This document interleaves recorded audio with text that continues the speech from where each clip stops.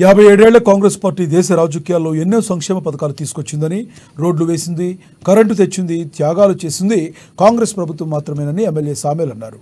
1974లో ఇందిరాగాంధీ ప్రధానమంత్రిగా ఉండి హరిజన గిరిజన మహాసభలు పెట్టి భూములు ఇచ్చి ఉద్యోగాలు ఇచ్చారని గుర్తు చేశారు. కానీ 10 సంవత్సరాల కేసీఆర్ పాలనలో ఒక్క ఉద్యోగం కూడా కల్పించలేదని దుయ్యబట్టారు. రేవంత్ రెడ్డి ప్రభుత్వం ఏర్పడిన తర్వాత 37,000 పోస్టులు ఎల్బీనగర్ స్టేడియంలో నిరుద్యోగులకు ఇచ్చిన ఘనత కాంగ్రెస్ ప్రభుత్వానికి దక్కుతుందని కొనియాడారు. కేసీఆర్ పాలనలో పార్టీ 57 ఏళ్ళు ఈ రాజ్యాన్ని ప్రాజెక్టు కట్టింది వాళ్ళు, రోడ్లు వేసింది వాళ్ళు, కరెంటు తెచ్చింది వాళ్ళు, త్యాగం చేసింది వాళ్ళు. బీజేపీలో ఏం త్యాగం చెప్పి ఎవరి కోసం త్యాగం ఏం త్యాగం చేసింది, ఎవరు కాపాడింది?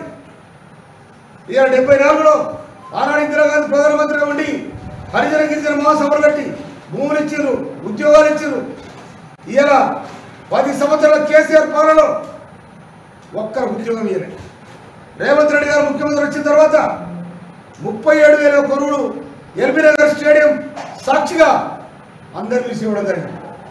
అందుకోసం ఈయన కూడా గ్రహించి ఇవన్నీ కూడా పరిగణలో తీసుకొని ప్రజల విజ్ఞప్తి చేస్తా ఉన్నా. నేను బీజేపీని బీఆర్ఎస్ పార్టీని చింతుగా ఓడించి